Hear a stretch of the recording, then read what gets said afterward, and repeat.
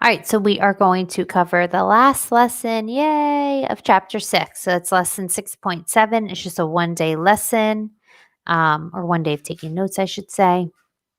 Let me present my screen and we'll get started. So in lesson 6.7, we're talking about modeling with exponential and logarithmic functions. We're going to classify data and finding exponential models with 2 points and technology.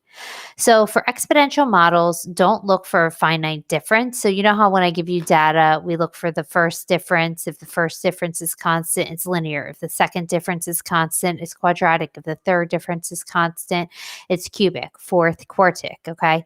So for exponential, we look for a common ratio when the x values, the inputs are equally spaced.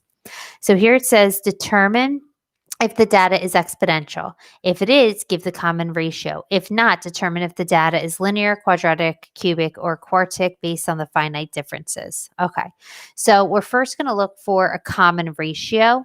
So for the first data, always observe whether or not your x values are equally spaced. So 1, 2, 3, 4, they are equally spaced. Then try to determine what you're multiplying by. And if it's not easy, like let's say the number started with really big numbers, you could just take like this term, the 6th term, and divide by the 5th. So by the previous. So what I mean by that, let me get I could do 486 divided by 162. And I know that that means 3 times 162 equals 486. And then I could do 162 divided by 54. And then I could do 54 divided by 18. And then I could do 18 divided by 6. And then I could do 6 divided by 2. 6 divided by, I can do this one in my head faster than I can type it, is 3. Okay, so what I just found was that from 1 to the next, I'm multiplying by 3 times 3, right? I did the opposite. I divided because it was easier than trying to figure out what I'm multiplying by. But each time I'm multiplying by 3. So that means your common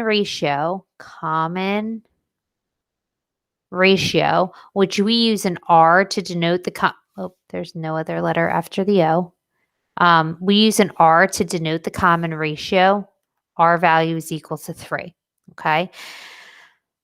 Yeah, that's it for that one. Okay, so for the next one, again, if you're trying to figure out what you're multiplying by, sometimes it's easier to look, at the smaller numbers. Like I can see here that I'm multiplying by 1/3, right? 1/3 times 3 is 1. 1/3 times 9. So I can keep seeing if that works. Or like I did for the last problem, let me get my calculator again. Take the second term and divide by the first. So 81 divided by 243 that's 1/3, right? Or if you want to put it in fraction form, 81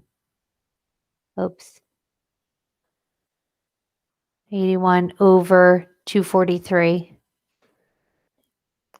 is 1/3. Okay, so that means I am multiplying by 1/3 each time.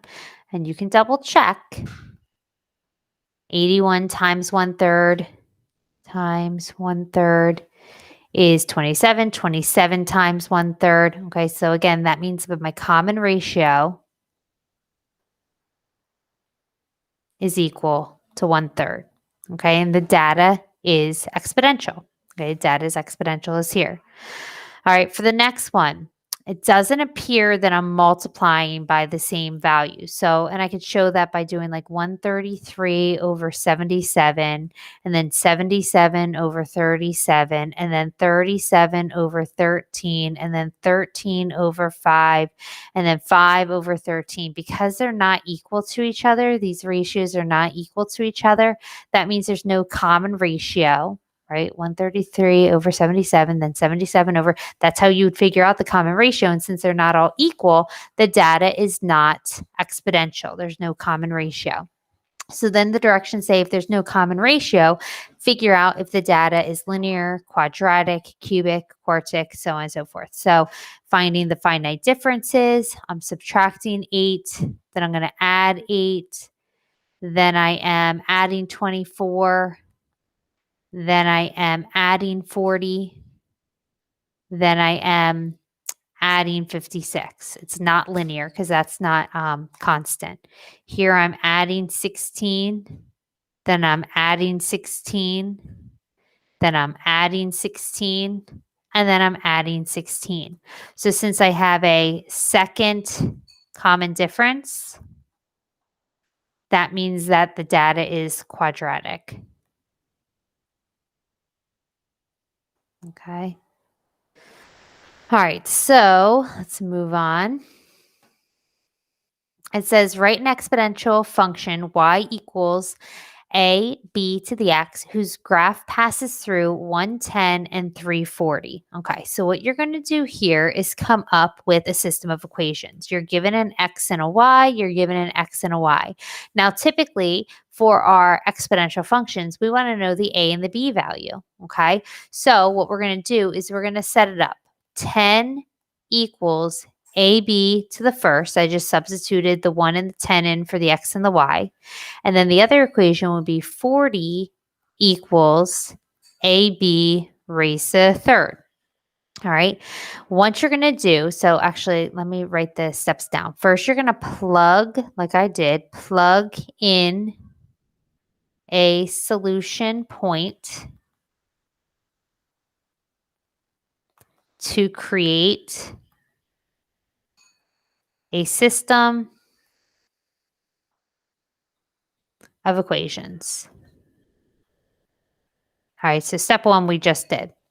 Step 2 is solve for A and then solve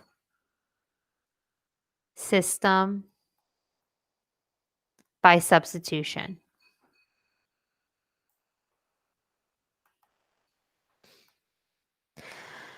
Step 3 is solve for B. Remember, must be positive to be expo function.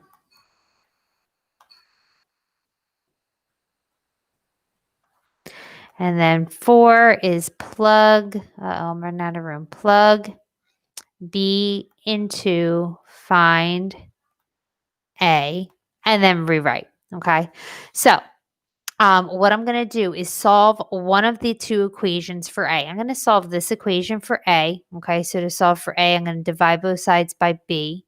So I'm left with A is equal to 10 over B. Once you solve for A in one of the equations, plug that in for A of the other equation, so you'll have an equation with just B's. So 40 equals 10 over B times B to the third. And now we're going to solve that equation for B. So 40 equals 10B to the third divided by B. You can subtract exponents. If you have one B on the bottom, it's going to cross out with one of the B's on top. So it's 40 equals 10B squared. All right.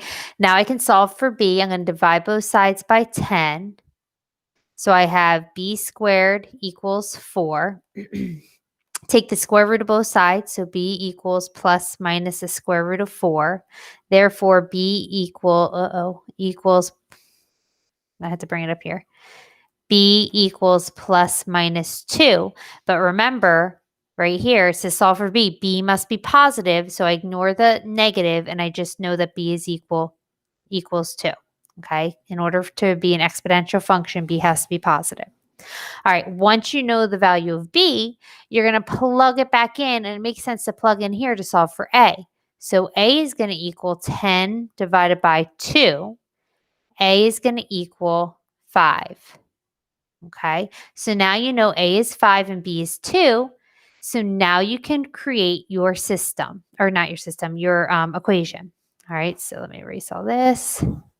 Once you solve for A and B, So now I have y equals the a value is 5, the b value is 2 raised to the x. There is your exponential function. That's it. Make sure you put parentheses around the b value.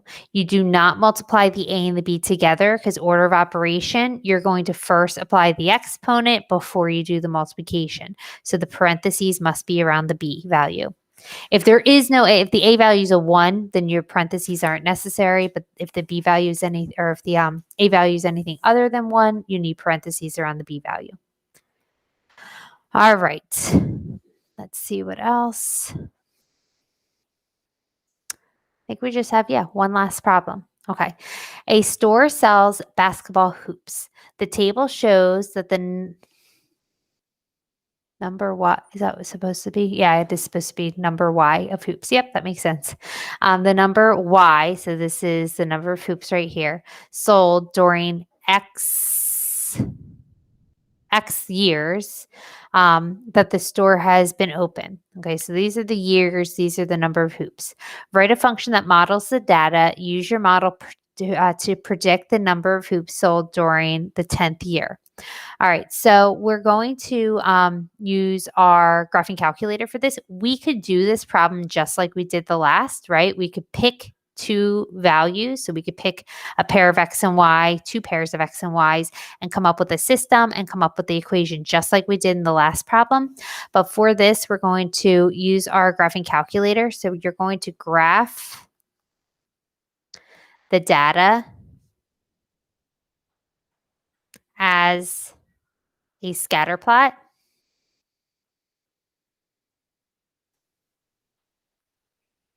And then if expo, so we could check to see if there's a common ratio. If expo, you can use 2 points for a possible model like we did in the last example, right? Come up with your system and come up with your model, or the regression feature on the calculator.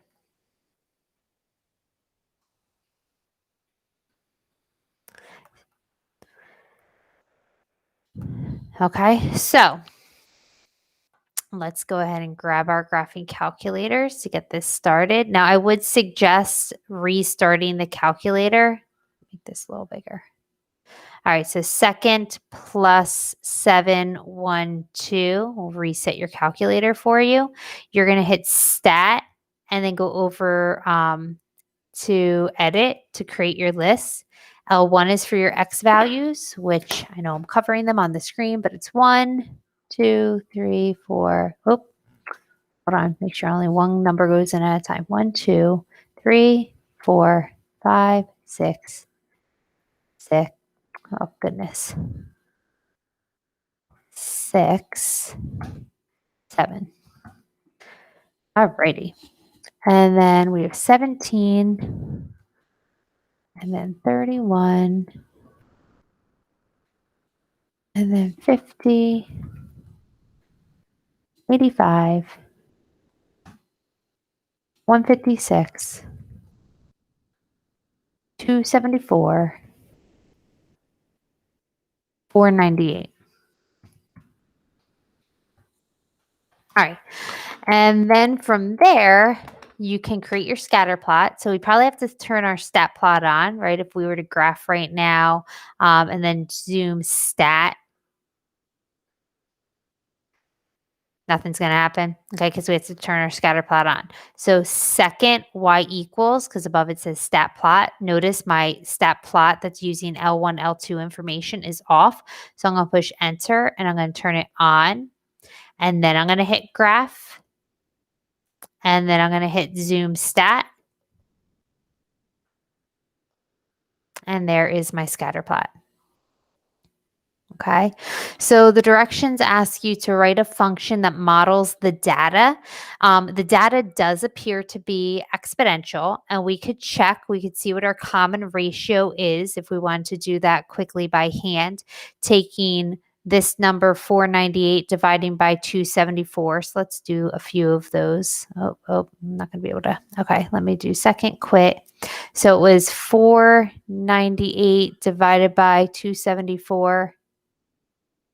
I get 1.81. And then if I take 274 divided by 156, I get 274. I get 1.75. So it might not be exactly perfectly exponential, but it's close. Let's try one other. 156 divided by 85. Okay, again, close. 85 divided by 50. And 50 divided by 31.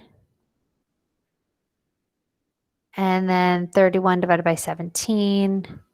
Okay, so since these numbers are all very close, right? 1.8, 1.6, 1.7, 1.8, 1.7. The data appears to be pretty exponential. Might not be perfectly exponential, but it's, pretty exponential. And we saw that, oops, where am I trying to go? The graphing calculator. We saw that on the graph. It looks like it's growing exponentially, exponential growth. So now I'm going to hit stat and go over to calculate, and I'm going to use expo regression. I'm going to tell the calculator to take the information in line 1 and line 2 and come up with my equation. Gives me my A and my B value.